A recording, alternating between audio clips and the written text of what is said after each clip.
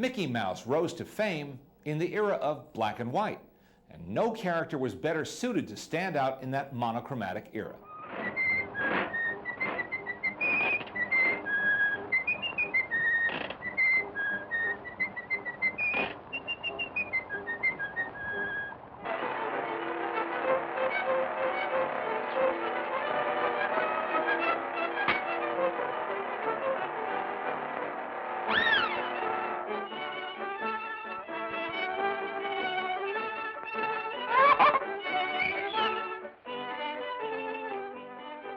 Mickey's fame was immediate and international. As he became a star of the first rank, so did his creator and alter ego, Walt Disney, who also provided Mickey's voice. And as Walt began to rub shoulders with Hollywood's elite, so did Mickey.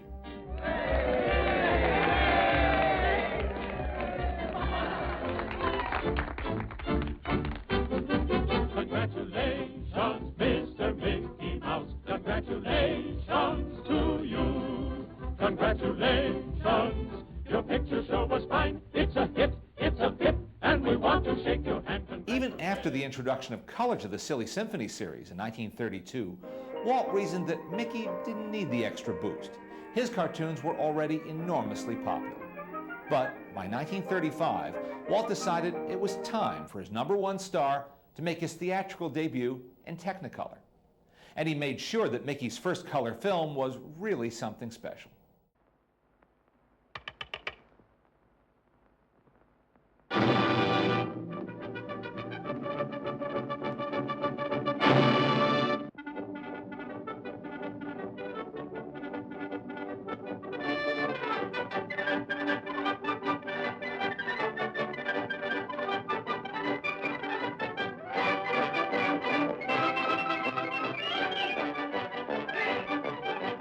But it wasn't just color that made Mickey seem a little different than he had before. Mickey's facial design had already undergone several changes since the days of Plane Crazy. You know, even back in those good old days, it would take about 12,000 drawings to make a Mickey Mouse 6-minute short film. First, we start with the circle, and then we add the ears, the big eyeballs he had. Teeth, he's got to have teeth, I suppose. So there's your classic old-time Mickey. Now, in the latter half of the 1930s, Mickey was redesigned, but every change brought with it new challenges. Even though both Mickey and his adventures were becoming more refined than they had been in the wild and woolly barnyard shorts of the early 1930s, Walt and his team occasionally returned to one freewheeling style of animation they'd pretty much left behind by then. Now, by their very nature, it's impossible for inanimate things to have life. Yet a good many years ago, we made a picture in which I think you'll find many plausibly alive objects. This picture was based on Lewis Carroll's famous book, Through the Looking Glass. We took many liberties in this film, including substituting Mickey Mouse in the role of Alice. Like Alice, Mickey Mouse found himself in a topsy-turvy land where the laws of nature were suspended and anything could happen. Here, the plausible impossible was the order of the day.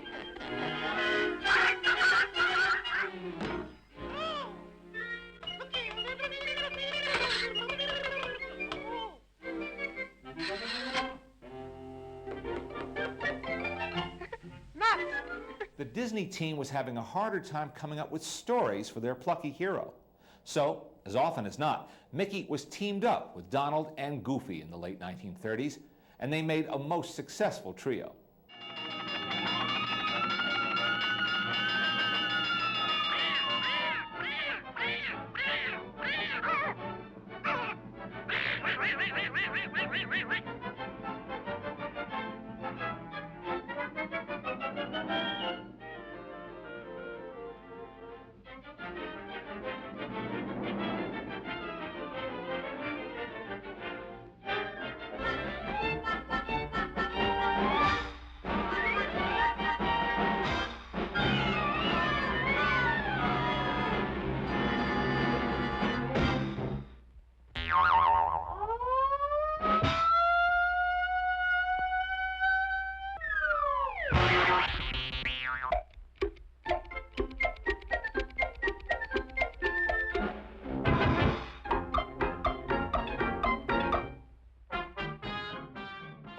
every now and then, inspiration struck, and Mickey found a vehicle that suited him to perfection. The Brave Little Tailor was just such a film. And animator Frank Thomas had a great time with this particular scene. Here is animation acting at its finest. I was all alone. I heard them coming.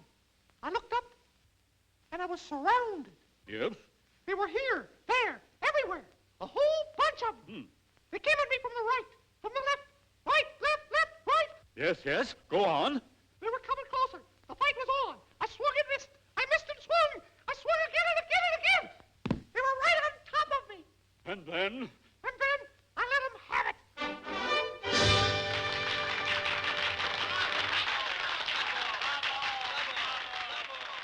The animators also had fun with their leading mouse. When he encountered a rival, they named him Mortimer, the name Walt had first thought of when the idea for Mickey was hatched.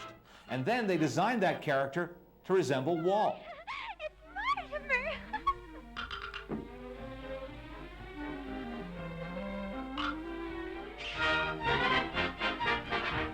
Mickey, I want you to meet Mortimer. He's a perfect scream. Thank you. Thank you. By the late 1930s, plans were underway to feature Mickey in his most ambitious role yet, the leading part in an adaptation of The Sorcerer's Apprentice. But he didn't have time to get a big head. He still had to carry his weight in an ongoing series of short subject releases. And his star continued to shine as brightly as ever in these beautifully crafted Technicolor cartoons. In time, Mickey would be eclipsed by his funnier, more boisterous co-stars. But Walt remained loyal to the character who put him on the map. To him, Mickey would always be more than a corporate symbol. He represented the kind of pluck and ambition that Walt not only admired, but adopted in his life and career. Some say Walt and Mickey were one and the same. During the last few years, we've ventured into a lot of different fields, and we've had the opportunity to meet and work with a lot of wonderful people. I only hope that we never lose sight of one thing, that it was all started by a mouse.